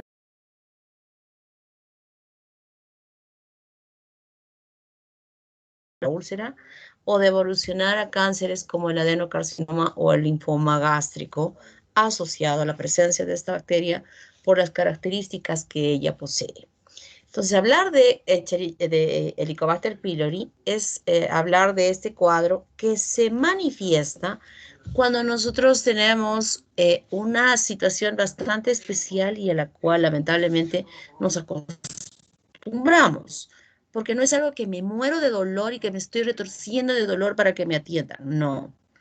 Es aquel cuadro clínico que se va a presentar cuando se está ingiriendo, uno despierta temprano, va al baño, hace su deposición, micciona y el abdomen queda planito, perfecto, no hay ningún tipo de molestia. Desayunamos, todo lo que implica el que por naturaleza cada quien lo hace, y luego, más o menos en el lapso de las 2 horas, la persona empieza a sentir molestias gástricas referidas a balonamiento abdominal y flatulencia. Y un balonamiento que más que sea dolor de tortijón, es simplemente que se hincha el abdomen, que va a tener repercusión más bien a que el pantalón presiona, el botón presiona, y esa incomodidad es la que motiva que estemos soltando botoncitos para sentirnos cómodos frente a esta característica. Y como digo, es una situación que la persona se adapta a ella. No es que o como vuelvo a mencionar, que tenga un dolor que esté retorciéndolo y que de hecho que esa va a requerir una atención rápida para aliviar esa sintomatología. En este caso no, la gente se va acostumbrando a esta molestia, la gente va, diríamos, ya adaptándose a ella y en consecuencia no hay una atención oportuna. Entonces, todos ustedes que están escuchándome ahora, que tienen esa molestia, ustedes o sus familiares, estarían frente a este cuadro que se llama gastritis crónica y que de un tiempo hacia atrás ya se ha determinado que la causa de este problema es de origen infeccioso bacteriano y que quien está implicado en ello es Helicobacter pylori. Que uno se infecta con la bacteria al ingerir por vía oral o a través de los besos, porque se encuentra en la saliva, está en el sarro de los dientes y que uno adquiere esto. Entonces infecta el tracto gastrointestinal. Estas son las características que a nosotros nos ayudan a poder hacer la diferenciación cuando las tenemos en el laboratorio, que no es usual realizarlos porque la forma de diagnóstico es más por biopsia y viendo el estudio anatomopatológico, pero si es que es necesario, sobre todo en situaciones donde los episodios que se han presentado ya ha permitido utilizar los protocolos que ya están establecidos, que van modificándose para las siguientes reinfecciones, pero luego de pronto no hay una buena respuesta y es sí necesario hacer un cultivo y en ese cultivo nosotros hacemos estas pruebas para que podamos identificar mejor a la bacteria. ¿Qué medio de cultivo podemos emplear? El agar Brucella. Podemos utilizar el BHI, que es un medio líquido donde inicialmente colocamos la muestra del tejido que hemos sacado de la biopsia para que haya una mejor proliferación de la bacteria y a partir de este cultivo, que es como un cultivo de sangre, donde no vamos a poner sangre, sino vamos a poner la piecita que hemos obtenido del estómago y luego sembramos ya en agar sangre o agar chocolate, donde veremos las colonias que han crecido ahí, mostrándonos las características que presenta. El Helicobacter pylori en el agar sangre es débilmente hemolítico. Vuelvo a repetir, este no es un procedimiento usual para hacer el diagnóstico. Lo hacemos en situaciones donde los episodios infecciosos se han repetido ya varias veces y hemos agotado aquellos protocolos que ya están establecidos para el tratamiento y hay una nueva reinfección en un tiempo posterior incluso. Entonces ya no es que no debemos repetir, sino cambiamos. Ya están establecidos estos protocolos que ahorita los vamos a ver. Este es el cultivo que se ve en el agar sangre. Miren las colonias como se ven débilmente. Se ve una beta hemólisis, pero característica para la presencia de esta bacteria, donde reconocemos y hacemos todas estas pruebas que habíamos mencionado. La bacteria tiene una serie de agentes de patogenicidad que los vamos a revisar bien en la teoría, además de tener la ureasa, que es una enzima que va a actuar sobre la urea que normalmente se encuentra a nivel del estómago para modificar el pH y hacer de un pH ácido que normalmente existe allí, a ser alcalino, un pH que favorece la supervivencia de la bacteria, su multiplicación y por ende el daño que pueda producir. Va a también favorecer que haya una gran respuesta inflamatoria y produce un exceso de gastrina y ácido esta enzima que posee, pese a que esto pueda ser no beneficiosa para la bacteria. La mucinasa, así como el flagelo, ayudan a penetrar esta capa al principio, cuando se ha producido la infección, a través de los mecanismos que he nombrado, la bacteria no puede, o sea, el pH ácido del estómago es letal para la bacteria. Entonces tiene que escapar a este pH ácido y lo hace utilizando los flagelos para penetrar las paredes de esa capa mucosa que reviste a las células que están revistiendo la superficie del estómago. Y de esa manera ubicarse entre el moco y la misma célula que se encuentra revistiendo esta cavidad. Y luego, cuando ya se ha establecido, empieza la multiplicación activa y a consecuencia de ello la producción de estas toxinas. BAC-A, que es una citotoxina que daña a la célula, provocando que esta célula no sea destruida, sino que cambie en su morfología, en su estructura. Y se forman como unas vacuolas citoplasmáticas que a largo plazo, estas vacuolas van a permitir que estas células las observemos diferentes, ya no normales. Y hablamos de displasias e incluso de metaplasias, es decir, de un cambio de células a otro tipo de tejido, como por ejemplo una metaplasia intestinal que podría estar desarrollándose a ese nivel, activando la interleucina 8 y facilitando que se produzca una inflamación. Se suma a esta citotoxina la producción de la proteína CAG-A, que también va a hacer que esta toxina BAC-A sea mejor. O sea, se sumen las dos para ocasionar este daño, y además esta proteína va a permitir que vengan las células a tratar de ayudar. Es gracioso, ¿no? Que hay algunas acciones de ciertas, en general, que más bien facilitan la migración de las células, de los leucocitos, como diciendo, a ver, ven, ¿qué me haces? ¿No? Es una actitud media extraña, pero lamentablemente las células de defensa no llegan a ser efectivas frente a la presencia de esta bacteria. Además, produce un superóxido dismutasa y una catalasa que van a facilitar la supervivencia de la bacteria al crear un ambiente ideal para que puedan sobrevivir dentro de los polimorfos nucleares sin ser afectadas. La fosfolipasa A1, A2 y C van a dañar a las células actuando sobre estas células. En este caso sí, las van a destruir, las van a dañar y pueden permitir que las células afectadas ya muertas expongan la lámina propia donde se encuentran justamente los capilares y los vasos, y de esta necrosis el resultado en este momento va a ser otro, que será la formación de las úlceras. O sea, aquí hay dos expresiones de daño, justamente la formación de las úlceras sangrantes y por otro lado el cambio celular que va a dar lugar a células que podrían estar conduciendo luego al cáncer. Estos son entonces los factores bacterianos. Los factores del huésped es justamente esta parte genética es bastante interesante porque no todas las personas que sí están expuestas a infectarse, porque con esta bacteria llegan a desarrollar estos cambios a nivel digestivo, ¿no? O sea, la genética es importante. Y cuando nosotros, por ejemplo, preguntamos, y esto por ejemplo, lo vemos cuando hacemos una historia clínica de estas características, de que el paciente venga con estas molestias de, mire doctor, estoy con esto, porque ya ha escuchado, alguien ha escuchado sobre este tema y ya se entera que lo que siente no es normal. Entonces el médico, cuando empieza a preguntar y le dice a la paciente, ¿y en su familia hay antecedentes de cáncer de estómago? Y la paciente dice, sí.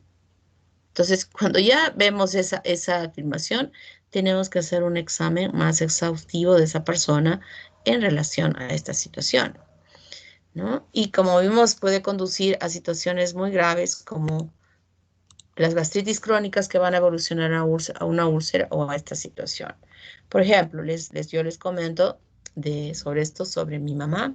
Hace muchos años, bueno, mi mamita ya falleció, pero no falleció por cáncer de estómago que tuvo, sino porque ya fue ancianita, ¿no? O sea, tuvo un tiempo de sobrevida de esta situación aproximadamente de unos 25, 27 años de haberse operado de este cáncer gástrico. Y fue que ella simplemente me decía, ya no vivía acá, y me decía, ¿sabes? No tengo ganas de comer y he bajado de peso. Y ella siempre tenía problemas digestivos. Dije, no. Hice que viniese acá a Arequipa, inmediatamente programé una endoscopía con un amigo y yo estaba observando, de verdad, desde el momento que me dijo eso ella, yo ya me imaginé que estaba con algo malo. Ya me imaginé. Entonces, cuando empezó el endoscopista a describir, a mostrarme, ¿no? Me decía, mira esto, mira aquí está la mucosa atrófica de tu mamá. Y yo decía, ahorita parece un tumor, ahorita parece una masa que esté sobre la superficie, y no había nada. Entonces me sentí tranquila. Él tomó las biopsias del estómago y también en el duodeno. Había tomado estas biopsias. Y entonces, cuando yo me llevé al laboratorio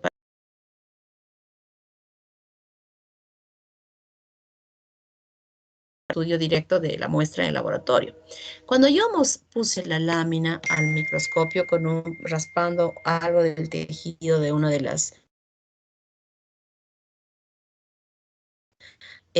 con suelo fisiológico, y de verdad nunca en mi vida volví a ver en una lámina, como yo observé allí, era un nido de Giardia lamblia. Era un nido. O sea, era increíble la cantidad de Giardia que había. Yo me sentí feliz, de verdad me sentí feliz porque dije, ay, esto era lo que le hacía a mi mamá, porque cuando nosotros sospechamos de esto, de esta infección, primero tenemos que hacer un examen de heces para ver si no está metida esta bacteria, este parásito de Giardia, porque la sintomatología es exactamente igual. Entonces, cuando encontramos a este parásito, ya sabemos que esa es la causa y le damos el tratamiento y ya se recupera todo. Entonces, cuando yo encontré esto, lo llamé a mi amigo, al gastroenterólogo, y dije, ¿sabes qué? Le dije, mira, he encontrado nido de Giardia. Uy, qué bueno, me dijo, ahora dale esto. Me acuerdo que le dimos albendazol y con eso se va a recuperar, pero de todas maneras hay que hacer la biopsia porque he encontrado que su mucosa estaba atrófica. No, sí, sí, claro que lo voy a hacer. Entonces, cuando llevé ya al patólogo y cuando me me entregaron en sobre cerrado, sellado, o sea, cerrado. Y no me entregó el otro amigo quien había llevado. Dije, cuando esto está cerrado es por algo. Y ya bien años después, mi mamá me dijo, en el camino abrí y decía pues que era un cáncer, un adenocarcinoma in situ. O sea que no había pasado a las capas de la lámina. Ustedes recuerdan el epitelio, que está ahí el epitelio basal y el epitelio, la capa basal y encima de las celulitas, ¿verdad? Entonces era in situ, solo había afectado eso y la capa basal estaba íntegra, no había ninguna célula neoplásica en la lámina propia, o sea, por debajo de ella, ¿no? Entonces yo agarré y lo cerré fuerte, como que se pegó. Y bueno, eso me dijo mamá después, ¿no? Yo, cuando entré al auto, mi mamá dijo, ¿y qué fue? No sé, le dije, está cerrada y hay que entregarle al médico directamente, por eso lo sella. Y me miró, ella me dice, ¿no? Después de años, me dice, tú sabías que tenía algo malo y no me quisiste decir porque cuando saliste de la puerta del consultorio ahí en el edificio acá de la clínica, tú miraste y yo te vi tu cara. No, y le dije, sí, sí, tú me engañaste, y me dijo mi mamá. Pero en ese momento ella no me dijo nada, ¿no? Y yo le llevé donde mi amigo, el gastroenterólogo, le dije, mira esto. Yo ya pensaba llevarla a ella a Lima para ver qué hacíamos, ¿no? Y me dijo, no, a mí, no, me dice Gonzalo, no sé si ustedes lo conocen, el doctor Gonzalo Mendoza al Solar, que también es mi amigo, mi compañero de promoción. Gonzalo acaba de operar hace una semana a una señora de lo mismo y le fue bien. ¿En serio? Entonces hablé con Gonzalo y Gonzalo me dice, sí, la operamos, no te preocupes. Entonces le dije en ese momento, mira Gonzalo, lo único que te voy a pedir es que mi mamá no sepa que tiene esto. Y él me dijo, de ninguna manera, me dijo, yo tengo por conducta avisarle a las personas que voy a operar sobre lo que tienen y para que arreglen su vida, para que vean sus cosas. Y no, le dije, bajo mi responsabilidad, tú no le vas a decir nada. Tú le vas a decir a mi mamá que es una lesión.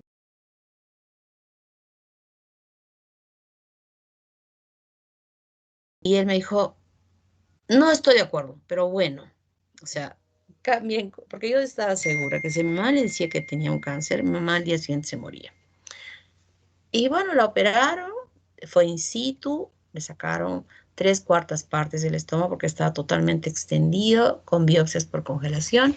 Y mi mamá, miren cuántos años más vivió sin el cáncer, claro que flaquita, se adelgazó un montón, comía cada rato, pero no tuvo ninguna, no necesitó ni quimioterapia ni radioterapia. Entonces yo tengo la genética de mi mamá, obviamente. Entonces siempre me hago mis chequeos. Yo he tenido gastritis crónica, he hecho tratamiento, pero siempre estoy pendiente de hacerme nuevamente porque tengo la genética de mi mamá. Y esta parte de genética es muy, muy importante, ¿no? Este ciclo de infección va a darse tras que normalmente sigamos dando besitos, Fíjense, y el tratamiento es tan importante que no solamente se da a la persona que tiene la sintomatología, sino también a la pareja para poder no estar teniendo la fuente de infección. Para ello tener mucho cuidado en relación a esto, ¿no? Ese es el ciclo de infección. Las patologías ya hemos visto que puede llegar incluso a ser un adenocarcinoma, como el que tuvo mi mamá. Este linfoma MOLT es el linfoma, es que estos nódulos linfáticos, los folículos linfáticos que se encuentran en la lámina propia, se hipertrofian, se hiperplasia, o sea, no solo crecen, sino hay una hiperplasia, no hipertrofia, se vuelven grandes, pero por hiperplasia, y ese es el linfoma MOLT, que se trata de una manera diferente a la que se trata en el adenocarcinoma. El tratamiento, hay varios esquemas que ahorita vamos a ver, y la prevención es, bueno, pues comer en sitios limpios, y en caso de la pareja, hacer el tratamiento también a la pareja, y no tomar del vaso solo, de los vasos, ¿no? Y en la biopsia lo que vemos es esto. Con la coloración de H&E, vemos cómo están estos, fíjense estos puntitos que están acá, al medio de la glándula. Fíjense. Y aquí lo que nos interesa ver simplemente es que haya la presencia de las bacterias, pero cuando estamos haciendo un estudio anatomopatológico, además vemos si es que aquí no veo ninguna metaplasia todavía. Aquí sí, miren, aquí no hay metaplasia, pero sí esta ya no es una mucosa de una glándula, correcta, en esta parte. Aquí sí todavía, pero aquí ya no, miren. Así son los núcleos de las células cilíndricas. Aquí ya no son así, está ya totalmente anormal. Entonces, eso lo describimos para que el médico tenga que tener una conducta diferente, ¿no? Este sello, por si acaso, debe ser de algún libro, que ha aparecido ahí, quimioterapia. No se utiliza quimioterapia, salvo que estemos con un cáncer, pero aquí no estamos hablando todavía de cáncer. Y estamos hablando acá de esta úlcera, que esta es la que sangra, la que se hace evidente en el sangrado. Cómo se van produciendo los daños en las modificaciones de estas celulitas del epitelio mismo y que luego van a desencadenar en lo que es el cáncer, ¿no? Miren, esto marroncito que ven es la cantidad de bacterias que se han permitido en la coloración. Primero va a haber una gastritis crónica superficial y años después ya empieza a haber todos estos cambios que se van a traducir luego en un adenocarcinoma. Miren los núcleos de estas células.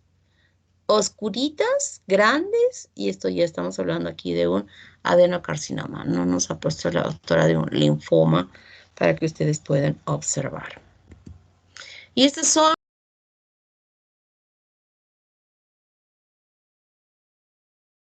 tratamiento, ya no solamente como antes, ante estas molestias, se daban el bismutol o aquí son los esquemas más que nada para hacer el tratamiento con las terapias antimicrobianas. Claritromicina, amoxicilina, metronidazol, miren, tiempos largos para matar a la bacteria. Si es que hay alergia, no podemos usar penicilina, entonces aquí se emplea el bismutol, la tetraciclina o doxiciclina y metronidazol, 14 días. Cuando ya hemos tenido un episodio de infección y que uno se puede volver a reinfectar si no tiene cuidado, entonces ya empezamos en la segunda línea, usamos levofloxacino. Yo he llegado a mi tratamiento en un esquema como este, pero a este se adicionó bismutol y he llegado a usar la levofloxacina. Después de mis controles posteriores, no he vuelto a tener ningún problema, pero igual, o sea, no tengo, estoy sin gastritis, pero ya el antecedente y el haber tenido gastritis por Helicobacter pylori hace que yo tenga que tener mucho cuidado en hacer mis evaluaciones, ¿no? Eso es importante. Segunda línea en alergia a la penicilina, cambiamos a levofloxacina y claritromicina. Tercera línea, realizar una de las alternativas de segunda línea de tratamiento no utilizada, o sea, se puede cambiar. Y hay situaciones donde hay gente que va a la tercera, o sea, ya cuántas veces se reinfecta que estas terapias ya no son tan efectivas. Y en esas situaciones sí tendremos que cultivar y tendremos que hacer un antibiograma para ver cuál va a ser la droga que yo puedo emplear para hacer el tratamiento. Entonces, el diagnóstico es biopsia. fundamentalmente, porque no solo me interesa, esto es lo que es usual, lo que manejamos usualmente, no solamente por saber que esté presente la bacteria, porque el que esté presente la bacteria incluso la puedo hacer con pruebas que no son directas, o sea, ni siquiera con una biopsia, puedo hacer un estudio serológico con la determinación de anticuerpos o puedo hacer la prueba de urea en el aliento. Con esto sé que está, pero no me interesa solo saber eso. Me interesa saber cuál es el daño que esa bacteria ha desarrollado en esa mucosa. Eso es lo importante, ¿no? Se pueden hacer otro tipo de pruebas también, pero voy a lo más usual, a lo más común. Esta es la prueba de la ureasa que se hace. Estaba ya medio oscuro y estaba solo con la luz de la pantalla. Donde se parece mucho a la que ustedes seguramente alguna vez si manejan carro les han hecho al salir de Mollendo o de Camaná, ¿no? El paciente ingiere una solución que contiene urea marcada con isótopo de carbono y después de 30 minutos se toma la muestra del aliento. Si Helicobacter pylori se encuentra ahí dentro del estómago y obviamente tiene la ureasa, va a hidrolizar la urea y se libera CO2 marcado con carbono. Y esto se va a medir el contenido de él y que nos dirá que está presente o no está presente la bacteria en ese paciente. Hay una sensibilidad del 90 al 100% y una especificidad del 78 al 100%. Pero vuelvo a repetir, no me interesa saber solamente si tiene o no tiene la bacteria. Tal vez podríamos decir sí, pero es bueno saber para que después se hagan la biopsia. Probablemente podría ser, pero a mí me importa cuánto daño ya ha hecho esa bacteria en ese estómago. Hay una serie de pruebas que se pueden hacer, invasivas y no invasivas, con grados de sensibilidad, porcentaje de sensibilidad y especificidad. Y había una tablita incluso con los costos, cuánto cuestan. Pero vuelvo a repetir, la mejor forma de diagnóstico es a través de una endoscopía, haciendo biopsias y determinando la magnitud del daño que puede estar ocasionando esta presencia de la bacteria. Y es así que de pronto hasta nos encontramos que el paciente está con cáncer. Este es el reactivo que se hace también. Vamos a ver el videito de aquí. Este es el chiquito. ¿Estaba aprendiendo o no estaba aprendiendo?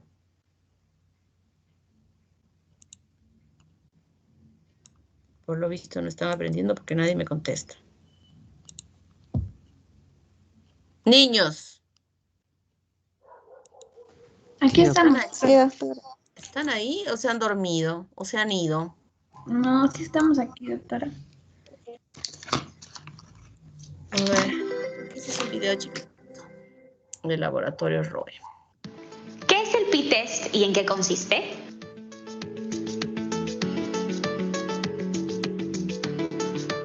Hoy les hablaré acerca de una prueba muy novedosa y simple de realizar que consiste en analizar una muestra de aliento en búsqueda de una sustancia que nos permita identificar si una persona está infectada por Helicobacter pylori.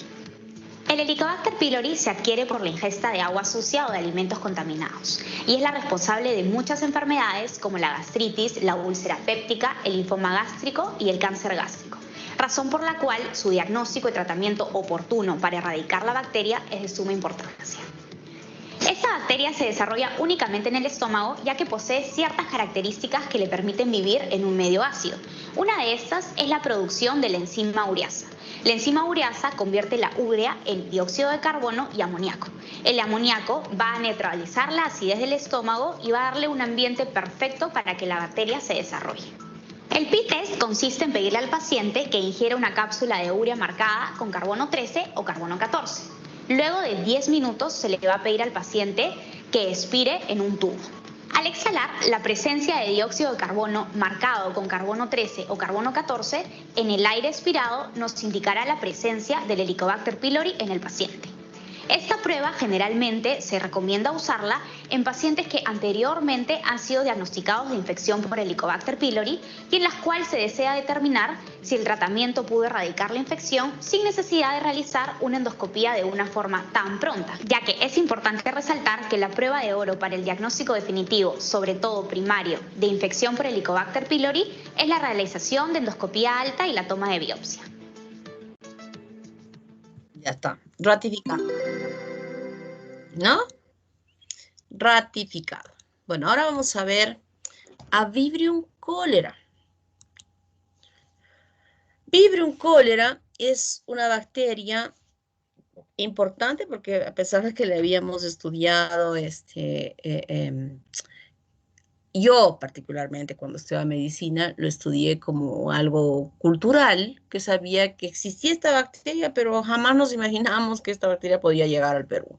Y llegó y produjo esta epidemia que tuvimos justo cuando yo estuve haciendo la residencia en el Hospital General. Es una bacteria que es media curvada, tiene la forma de una coma y tiene metabólicamente una serie de características que nos ayudan a poder reconocerlas. Oxidasa positiva, fermenta la glucosa, crece en medio alcalino, es muy sensible a la acidez y hay un montonal de serotipos que están desarrollados en cuanto al antígeno somático que posee la bacteria. El serotipo, el biotipo 01, no 01, perdón, O1, biotipo el TOR, es el que está asociado fundamentalmente a las pandemias. Y el O139, que fue uno de los últimos que produjo las epidemias posteriores a las que nosotros desarrollamos, justamente fue la O139 la que originó ello. Entonces nosotros tenemos biotipos el TOR y el clásico, serogrupos O1 y serotipos Hikojima, Ogama y Nava. De estas que están aquí, justamente Innava y Ogava fueron las que nosotros pudimos encontrar en nuestro medio. El reservorio es el colon. Bueno, no tanto, si es que estamos hablando de reservorio, ya no tanto acá en el Perú, sino en países o en continentes como el África, donde el cólera no es una enfermedad que se produjo como en el caso nuestro epidémica, sino es endémica.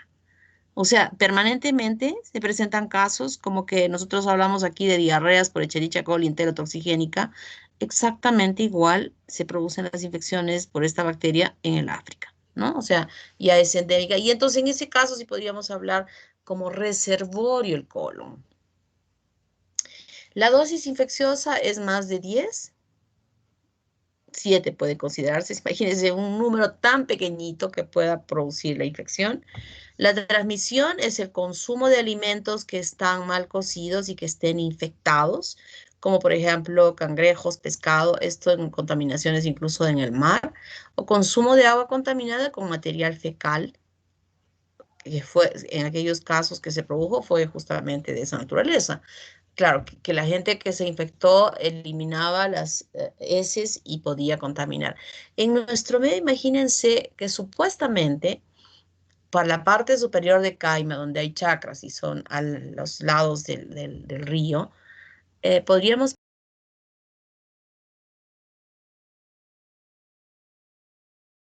estas chacras que hay por Tiabaya. Sin embargo, cuando nosotros investigábamos la presencia de la bacteria, aún en esas áreas, encontrábamos positiva el agua que irrigaban las chacras, que era positiva para el cólera.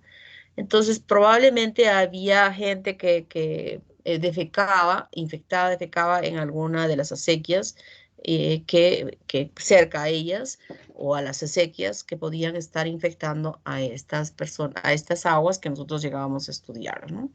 Entonces, el cuadro clínico, por la presencia de la toxina, esta toxina colerogénica, que lo que va a hacer fundamentalmente es activar a la adenilato ciclasa, al EPP cíclico, con la eliminación de agua y electrolitos, pero es una toxina tan potente, que casi es igual a la toxina que habíamos estudiado, pero algo más debe tener esta toxina que hace que la deshidratación sea tan grave, ¿no? O sea, el ver la evacuación de litros y litros de heces, que por una sola deposición los pacientes se deshidrataban, o sea, ya estaban ya subiendo, llegaban los pacientes al hospital totalmente chocados, y que les poníamos, las enfermeras supertromes en el general, les ponían las vías, no solo en un brazo, sino en los dos brazos, las vías con aguja 18, esa gordota grande, y las bolsas de agua, de suero fisiológico, incluso eran presionadas con el manguito del tensiómetro para que el agua ingresase a chorro, así a chorro, porque pacientes llegaban en grados de deshidratación terribles. Entonces, esta cantidad ya más o menos llegaban con 60-20, 60 deshistólica y 20 ya muriéndose el paciente. Entonces, de pronto, con este volumen, subía a 80-40. Ya empezaban a abrir los ojos porque estaban muriéndose los pacientes tan deshidratados. Y ya, los estamos sacando. Yo de repente el paciente decía, quiero una chata. Le ponían la chata y ¡ploc! Otra vez la presión se les bajaba. O sea, era increíble. La cantidad de pérdida de líquidos era increíble. O sea, fue algo que lo tengo súper grabado en mi registro de recuerdos, que jamás lo voy a olvidar, o sea, nunca voy a olvidar, ¿no? Entonces, como las bacterias empiezan a colonizar y la bacteria no destruye, no invade, simplemente se queda ahí adherida en la superficie de las células, de las células que está infectando, está revistiendo, pero sí, la toxina producida definitivamente es la que ocasiona todo este cuadro tan complicado con esta diarrea. Tiempo de incubación, 1 a 3 días. Las primeras diarreas que se presentan con características como las que hemos mencionado, de diarreas acuosas, pero con el color de la deposición, pero las siguientes era tal cantidad de agua que se elimina que hasta el color de las heces ya no eran del color normal de una diarrea usual, por más que sea acuosa de las que conocemos. Ya tenía el color como el lavado de arroz. Fíjense. Moco difícil, porque eso iba saliendo, ni siquiera daba oportunidad para que las glándulas mucosas pudieran producir el moco. Obviamente nada de sangre, ni pus, o sea, no había ni siquiera leucocitos veíamos, solo veíamos gran cantidad de bacterias que se movían a una velocidad increíble en la lámina. Ese era un elemento importante para que cuando nosotros veíamos estas deposiciones pudiéramos estar observándoles. Vómitos y espasmos musculares al principio, pero después ya solamente eran las diarreas. Lo grave es esto: una deshidratación de 3er grado con hipotensión y shock. Como les digo, llegaba gente con esa presión tan baja, con los ojos ya ni los veíamos, estaban pegados a su cerebro, al fondo, su piel seca, acartonada, totalmente, parecían unas momias de la momia Juanita, así pegados su piel a su cuerpo. O sea, terriblemente deshidratado. En los niños recuerden que el niño, de fisiología, tiene una concentración mayor de agua, un porcentaje mayor de agua en su cuerpecito, entonces ellos también presentaban serios grados de deshidratación, y que se complicaba además con otras situaciones como la hipoglicemia, ¿no? Otras complicaciones: acidosis metabólica, hipocalcemia, alteraciones en el electrocardiograma, hilo paralítico, arritmias en los pacientes que tenían de fondo algún problema renal, o los ancianos que llegaron a fallecer. No, en realidad muchos, porque la atención era, como ya se había producido en Lima, como que ya aquí estaban avisados como el cuadro clínico, entonces la gente ya venía rápidamente, no esperaba en su casa que sigan viniendo los episodios de diarrea, entonces aún con horas de evolución, la gente llegaba a los hospitales en estados de deshidratación bastante severos. El diagnóstico: nosotros cultivamos en agua peftonada, que es el agua que enriquece de acuerdo a la muestra que nosotros tengamos, y luego sembramos en el agar de TCDS. Este es tiosulfato, sales biliares, tiosulfato, sales biliares y sucrosa, ¿no? Eso es lo que contiene este medio, que diríamos que es el medio específico para llegar a visualizar las colonias. Miren cómo se ven estas. Estoy viendo el fondo de esta placa media azulada, pero es verde, no es azulada, es verde. Y estas colonias amarillentas son las típicas que se llegan a observar. Nosotros todavía tenemos en el laboratorio, espero que no se hayan muerto nuestras cepas en el laboratorio, porque nosotros cada año las resembramos, las sembramos, las resembramos, las sembramos. Claro que están guardadas en un refrigerador, pero igual espero que nuestras bacterias que están ahí, de lo que tenemos para las prácticas, sobrevivan.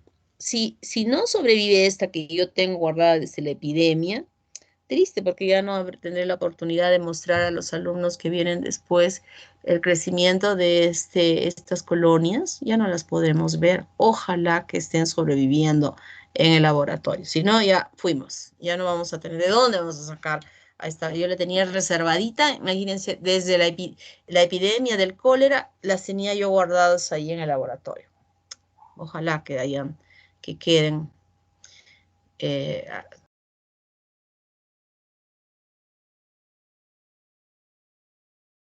esto recién se me está viniendo a la cabeza, si es que podemos solicitar que se pueda ir al laboratorio a hacer estas resiembras para mantener vital a las bacterias. Voy a conversar con la autoridad si nos pueden permitir a que podamos ir, que tenga que ir la señora que atiende para que nos prepare los medios de cultivo y podamos resembrar, si no la vamos a perder con toda certeza. También puede crecer en el agar McConkey, donde se ven estas colonias pequeñas, translúcidas. Aquí está, miren, aquí sí se ve muy bien el color verde. Ese azul me parece que es un error, pero es así como se visualiza. Y nosotros vemos el cultivo, estas colonias que les mostrábamos cómo se movían, pero ya no se movían, pese a que yo las sembraba en un medio líquido para que puedan adquirir mayor movilidad. No se movían como se movían en las muestras de las heces. Parece ser que el estar resembrando y resembrando y resembrando, como que va perdiendo esa característica tan importante que tenía esta bacteria. Este es el set que nosotros vemos en relación es indol positiva, tiene movilidad y es ornitina positiva. Se ve de este color morado. En el caso que habíamos visto de la pseudomonas, todo esto está de color azul, ¿verdad? En ese caso se ve cuando es negativo, pero en este caso sí es positivo. Citrato positivo, urea negativa, es urea negativa por si acaso. A sobre A, se fermenta la glucosa, y eso lo vemos nosotros en McConkey, que es lactosa positivas, y aquí es K sobre K. Aquí están todas estas pruebitas que nos ayudan a nosotros a poder diferenciar. K sobre A, A sobre A, se ve aquí de la lisina positiva, acá está la lisina positiva, y todos estos estudios que nosotros hacemos para poder diferenciarlos. Tratamiento, rehidratación oral y parenteral. Primero era parenteral, ¿no? El paciente cuando venía chocado, se ponía suero y suero y suero y suero y suero y suero para que saliese de la deshidratación, y cuando ya empezaba a poder, diríamos, a poder tolerar la vía oral, les cambiamos por la vía oral.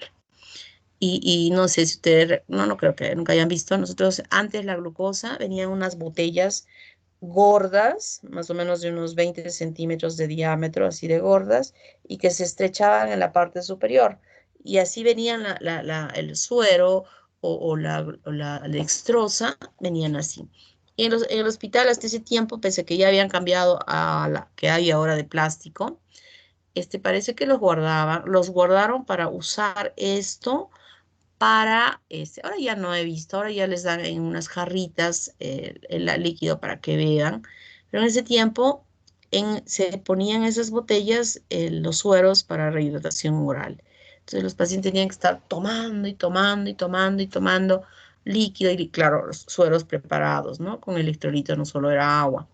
Y los pacientes iban teniendo sus chatas ahí en la habitación. Nadie iba al baño a hacer deposición de todos los hospitalizados.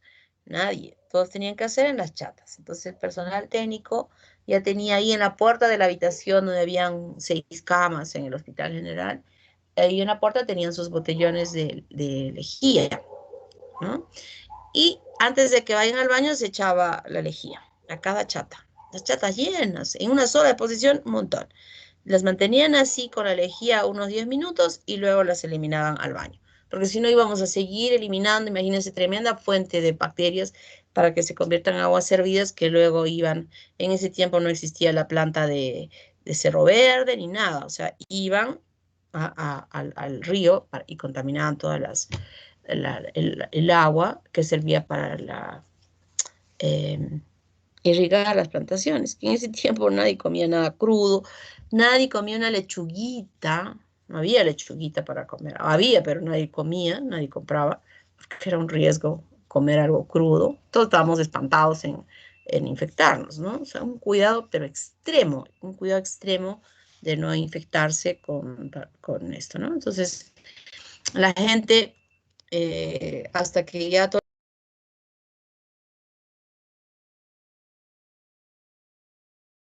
eso, se les da una pastillita de tetraciclina.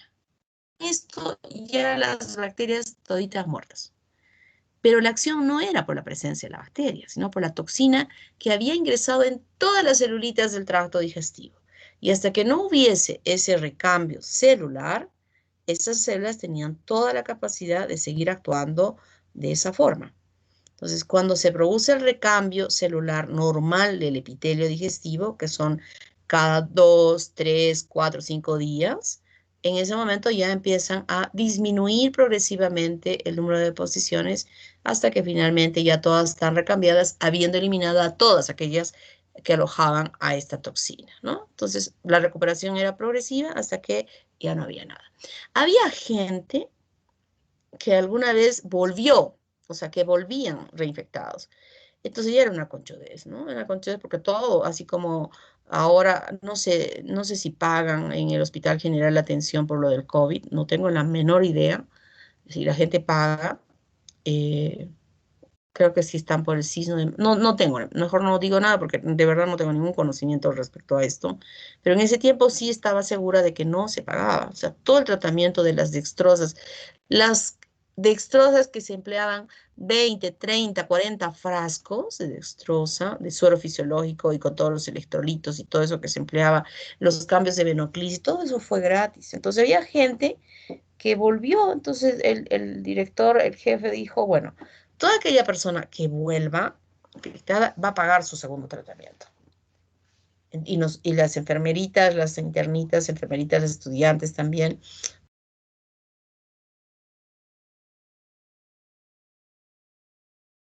¿No? Estas son las formas de contagio y esto no se debe evitar, y ahí les decían a los pacientes. Y si vuelven aquí nuevamente con el mismo cuadro, se les va a cobrar el tratamiento.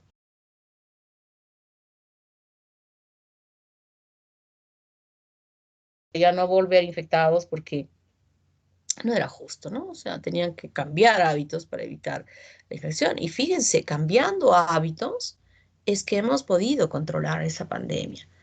Cambiando con responsabilidad. Yo creo que al final el logro, no el objetivo, sino la actitud positiva que se tuvo respecto a esa epidemia, pudo lograr contener a esa epidemia, porque si no, de repente hubiéramos estado como en el África, que se convirtió en una infección endémica.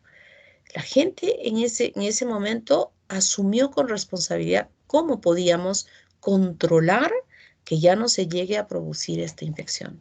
Y fue simplemente con todo el cuidado de no comer verduras crudas, de comer cocidas, de hacer hervir el agua para beberla y no tomar agua, ni siquiera del caño tomaba la gente espantada. O sea, todos estábamos espantados.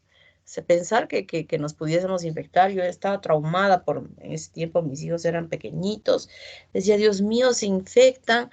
Y ya a la señora a la que me ayudaba en ese tiempo a cuidarlo, le decía, por favor, no, hasta las frutas las cocía para darles a los niños. O sea, era un trauma. Entonces, solo así, con tanta responsabilidad, que no creo que yo solo lo asumí, sino todo el resto de la población, pudimos controlar esa epidemia y se fue. Ojalá que para siempre, pero se fue. Aquí hay un link que yo les voy a pedir que lo puedan ver ya en sus casas, ¿ya? Por favor, ya no lo vamos a poder ver porque ya creo que ya completé el tiempo. Creo que alguien ya me está diciendo, ya me quiero ir. No, es que tienen examen de pato ahora. Entonces ¿A qué tienen hora? que a las 6. Pero no sé, Ay, creo que perdón. todavía no empezamos. Perdón, niños, pueden irse. Chao, cuídense, estudien. Hasta Chao. luego, doctora, gracias.